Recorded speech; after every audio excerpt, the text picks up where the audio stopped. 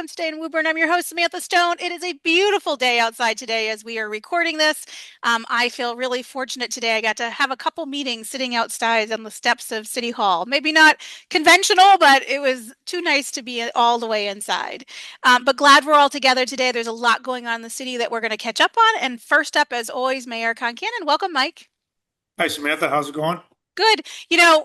We are doing a little bit of a happy dance in this office because we got the news about a Cummings Foundation grant to support some of our efforts in community outreach. So not only is it sunny and beautiful out, but I'm feeling, really extra good because of that.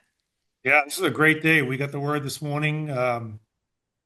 Generosity of the Cummings Foundation. We'll be getting $75,000 over 3 years to assist your efforts with community outreach. I can't think of a better cause. And in addition, the Woburn Historical Commission also receives $60,000 over 3 years to help them with their efforts to preserve local history and encourage civic pride. So it was a great day for the city of Woburn. It certainly was. Lots of it. And coming off a really busy weekend, I know we both, not at the same time, but we both had a chance to stop off the Boys and Girls Club this past weekend. There is a group of volunteers organized by Inclusive Eats that built an enormous, I think, 10,000 meals they put together, Yeah, which are donated to areas of need, which I don't know. I don't know if it inspired you as much as it did me, but boy, was that amazing. sure was. The Bronx against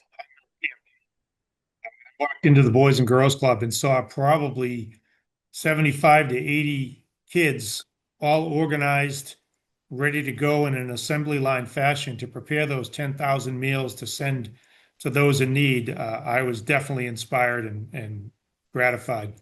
It was really impressive. All the kids stepped up. It's the obviously Inclusive Eats and the Intrepid Boys and Keystone Club of the Boys and Girls Club. These are great kids who are going to do wonderful things. They're already doing wonderful things at a young age, and once they hit their stride with their assembly line, it was impressive. They were rocking and rolling and filled up all the boxes in no time, and it's tangible evidence that you gather together, do some small things, you can really have a big impact. Absolutely. I definitely walked out of there feeling really excited for what they were doing. Speaking of young people and their journeys ahead, graduation is this week, and I know as mayor you always have an opportunity to speak and Yep. depart a few words. We won't ask you to give your whole speech away. Perhaps you might even still be working on it a little bit, but Yeah. I did want to give you an opportunity to just sort of high level share your thoughts about what's about to happen and Yep. what you hope for. So we had the pre-meeting this morning at the high school. All eyes are on the weather. Hopefully, the Friday night 6 p.m. graduation exercise takes place without any issues. We will watch the skies closely. What they advised today was that they should be ready to make a decision by noontime on Friday based on the latest forecast, but we're all planning on a go Friday night. If for some reason it doesn't happen, there's a contingency for Saturday at 2 p.m., but we're not going to need that. Everything's going to clear up. It's going to be great. Yeah, in terms of my remarks, there's a lot of pressure on graduation speakers to impart some wisdom or some pithy quotes that can gather clicks on the internet. Um, I've been thinking about it for a little while. I am still working on my remarks. I spoke last graduation, and I really tried to think of it in terms of what have I told my own kids as they prepare for their next steps. And that was kind of the approach I took last year, and it'll be a similar approach this year. Actually, the message this year is similar as well. It's really about, um, looking back on my own career and things I've been able to do. My message to the kids is that I was never more fulfilled than when I helped somebody else. There's goals you set, there's things you accomplish, there's some moments of happiness which are great, but fulfillment comes from helping other people. So that'll be my message again this year. It's served me well, and it's the message I've given to my own kids. And I think they've taken it to heart. So hopefully the class of 2025 will do the same. I'm excited to hear it and see that. It's always a fun and exciting day for all those students and all the staff that's worked really hard to get them there. I know Yep. it wasn't that long ago when I had my own graduates, so I still remember the joy of those days. Yeah, it's quite an accomplishment, a huge milestone, and it's a day for celebration for everybody, students, parents, family, teachers, staff, everybody helped make it happen. So maybe not as joyful. I'm going to switch gears a little bit, but equally important and perhaps more important. We have coming up this week the presentation of the capital budget, and we know that the capital budget is comprised of a number of things. What we're presenting is sort of the short-term capital budget. There are other things that we do separately. And a number of people have reached out saying, "Hey, I saw last year a little bit less than $1 million, 850,000, I think is the number, was given to the schools for capital budgets." After listening to some of the school committee meetings, folks have said it sounds like we're asking for many millions. How are we going to make all of this make sense? So I thought it might be helpful in this time together to talk a little bit about what makes up capital budgets, and the different portions of that and what we will specifically be covering in this week's session. Yeah, so it's probably best to at least mention the notion of an operating budget. And within the school department's operating budget, each year, and again this year, there's about $5 million for facilities, maintenance, upgrades, just running the buildings in the various schools. So again, that's $5 million each year that the school system gets for their facilities, for their buildings, and for some of their capital expenditures. Just as other departments do too. They don't get $5 million, but they get, as part of their operating, there are some costs that come up each year to keep the operation running. So the schools get that, but that would be in the operating bucket. When you move over to the capital bucket, there's really three pieces of it. The one we're focused on right now, and the one we'll be presenting on Tuesday night, is probably best referred to as the pay-as-you-go capital bucket. These are the things that, in terms of, for example, the police department, these are the annual purchase of cruisers to keep the fleet updated. Um, at fire, we're talking about air packs and turnout gear. Some departments, it might be a copy machine. Maybe it's a software package that helps them do their job better. Those are the pay-as-you-go capital, and we're generally talking about $4 to $5 million a year spread out through all the departments, including the schools. And again, that's on top of that 5 million that the schools are getting as part of their facilities line item. The next bucket, when you talk about capital, and that's not what we're presenting Tuesday, it's probably the next term that we're looking at. And I guess you'd call it like a bonding request or a one-time request out of stabilization funds where maybe we're going to put a roof on a building or package a few roof projects together. Maybe something in the range of $1 million to 3 or 4 million. So that's a separate analysis that we do. Obviously, we're looking at everybody's list of requests and we're carving them out into these different buckets and then having the discussion bucket by bucket. And of course, the last big bucket of capital issues would be we're going to build a building discussion, whether it's a school or a PFAS water treatment plant or a fire station or, a DPW shed or something. And those are more long-term bonding requests. Those usually come with, several years to pay off.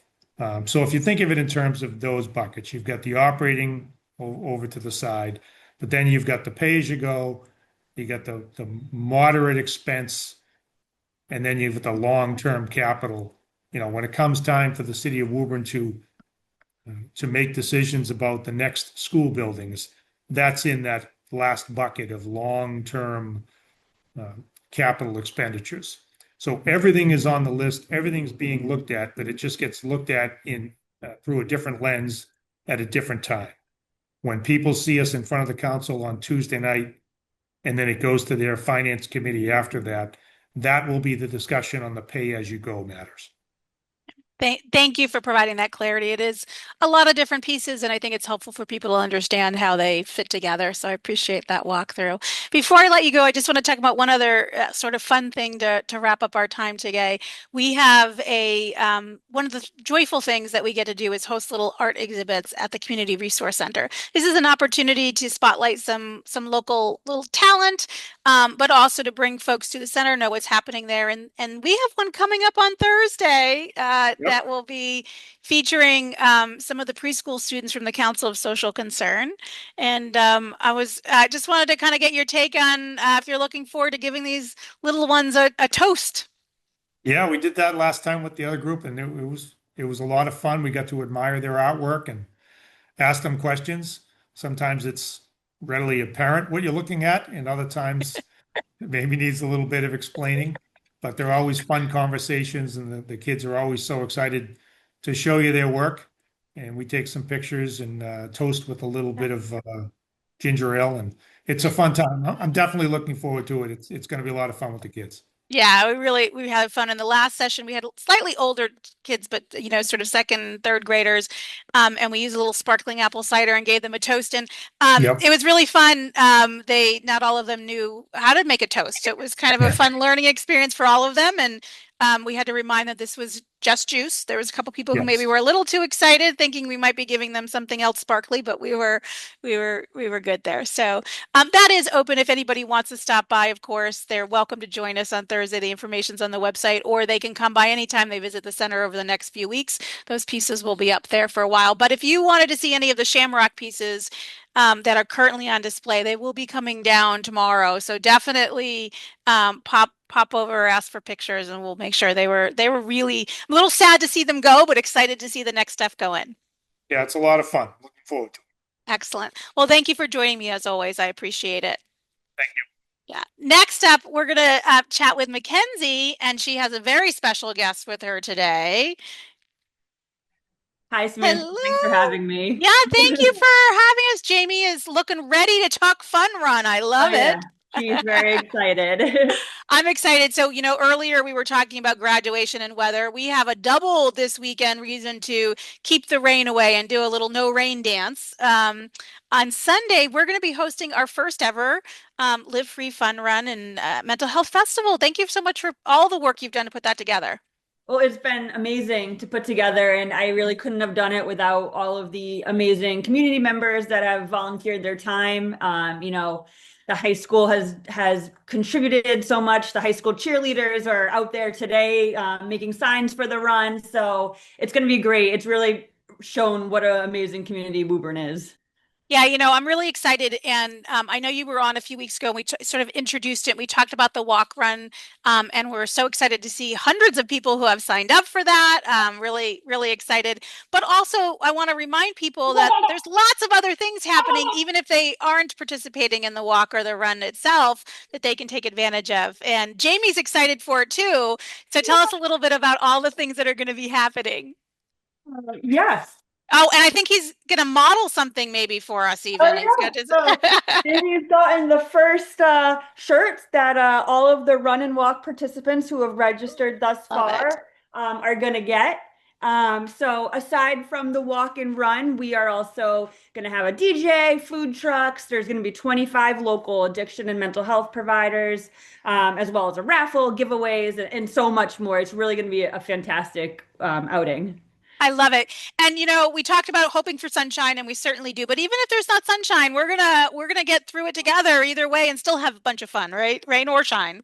Absolutely. Rain or shine, we're going to be there. We're going to be playing our music. So we'll pray for sunshine, but either way. Yeah, we look, we have a long history of sitting in the rain for parades in October when it's cold. So hopefully we won't need to be that hardy, but I'm really excited about all of that's happening there. I wanted to just give you an opportunity to talk a little bit about what you hope for that day. So obviously we're there to have a lot of fun. There's a whole bunch of things that you talked about, outdoor games and music and food trucks and people cheering you on and a good feeling. But this is also born out of something even bigger than that.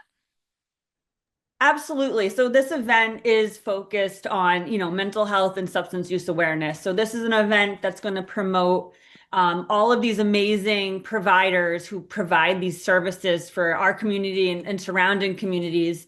And it's really about showing that getting help is a strength and that there is help for someone who might not know it and what kinds of help there is out there. So it's an empowerment event for sure. I'm really excited. I can't wait to see everybody on Sunday. It's going to be great. Remind us before I let you go about the time that we'll be there at Horn Pond. Yes, so registration starts around 10:30. We'll be there bright and early, and the race is planned to start at 11. And the event, the festival itself will also start at 11. That's fantastic. So, find some time, come on by, say hello. We'll be there from 10:30 to register folks till about 2 o'clock. Lots of things. Bring some friends and come hang out with us and say hi. Absolutely, it's going to be great. Awesome. Thank you, Mackenzie, and thank you, Jamie, for coming and hanging out with us today. Thank you. Say bye. Bye-bye. That smile can get me to do anything, Mackenzie. Next up, I'm really excited to talk with Mark. Welcome, Mark. Hi, good afternoon. Thank Hello. you. I'm really excited because we get to talk about a really special group of folks in Little League. Our program, our Challenger program, and a really special way that they're getting to be honored today. Tell us about the Challenger League and where they're going to be headed soon in a few weeks, months, Yeah, months, I thank you. guess, In right? months, yeah, but thank you for the opportunity. Yeah, so Woburn Little League for over 30 years has had a challenger division, as a lot of towns and cities across not only the Commonwealth but also the country. And Woburn, I would say, is one of the oldest. And I think Plymouth, Mass. is the oldest, but I believe Woburn Little League Challenger Division is one of the oldest. So again, 30 years we've been the league has had a division, and it's happens every Saturday. The game that is, we have two teams and kids. First, with the whole Challenger Division, it for Little League is really for individuals with physical and intellectual challenges, right?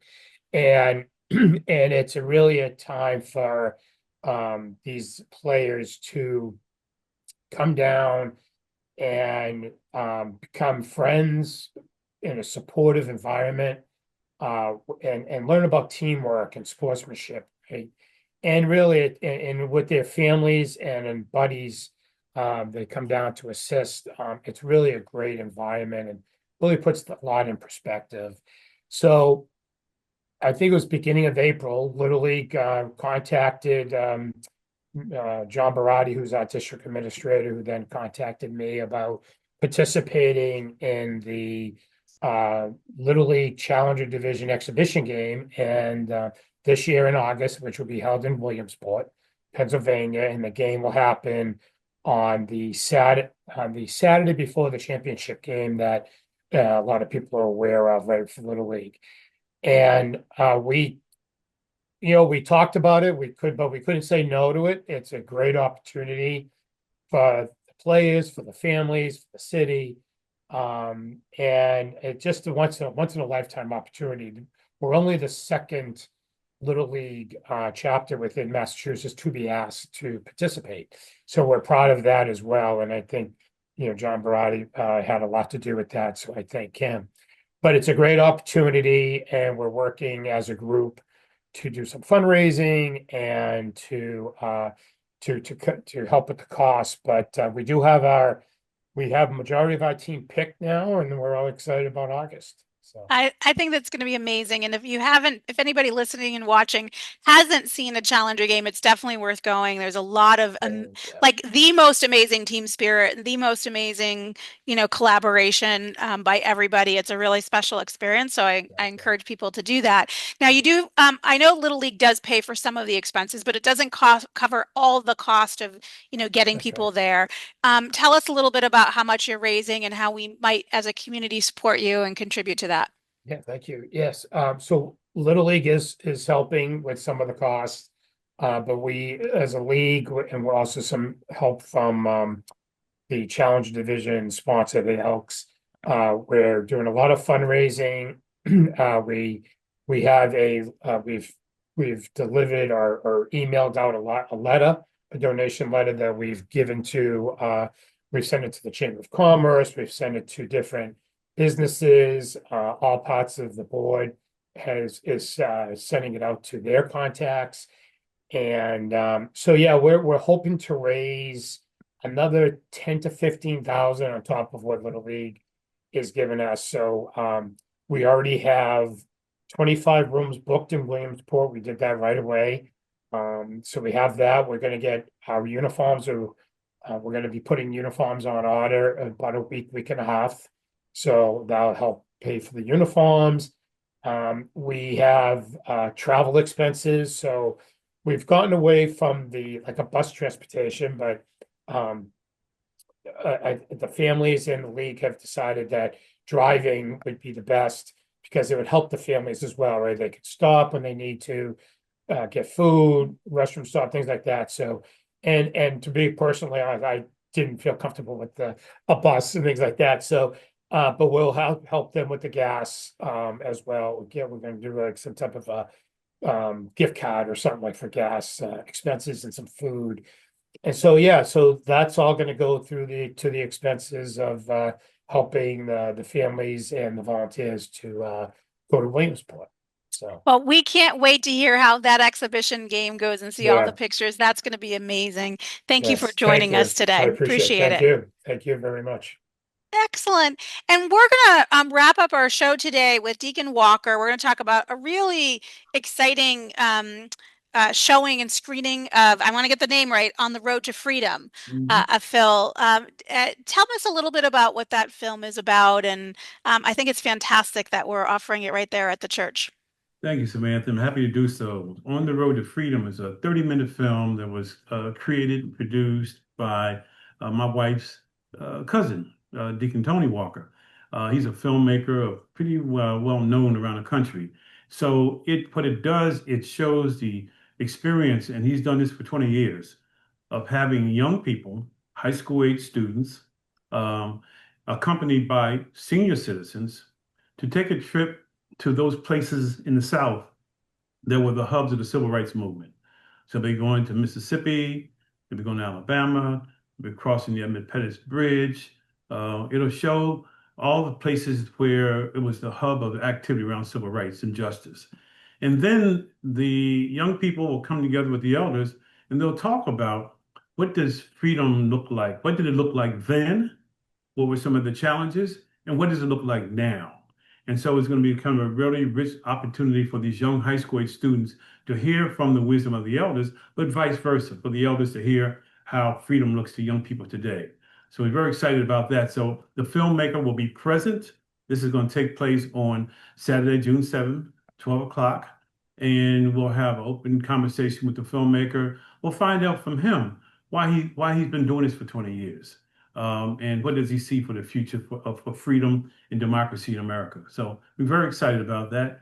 And then that's not it. That's not all. And then there's more. There's more. On that same day, we're having something very exciting. It's called a spoken word and clean rap battle. Now, it's in clean rap because there's no profanity, no church will be in, no swearing, and we will be in St. John's Baptist Church. And what it does, it gives anyone who wants to enter this competition, and the winner will be by applause, acclamation, to really use their talents for spoken word or rap that may tie into the theme of the movie.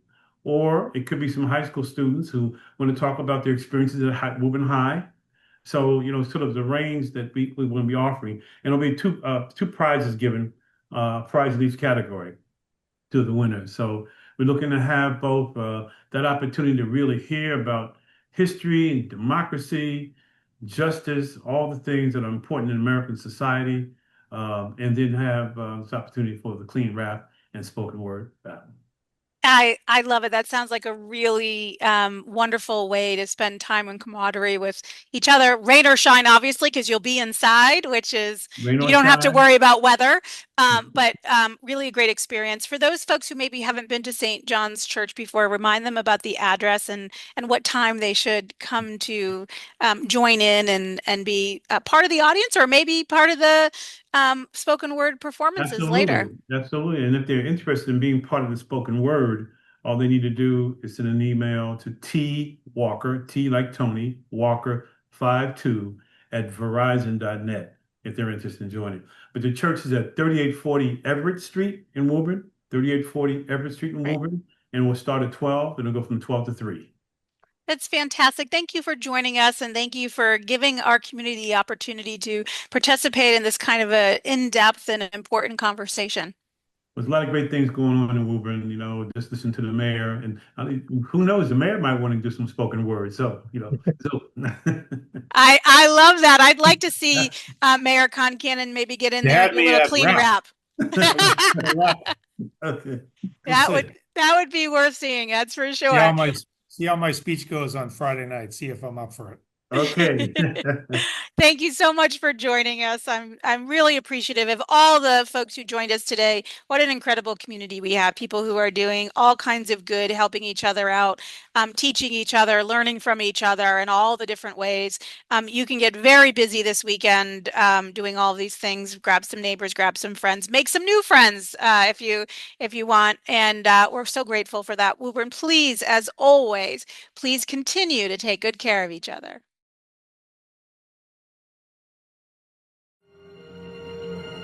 I was born by the river in a little tent. Oh, and just like the river, I've been running ever since. It's been a long time coming, but I know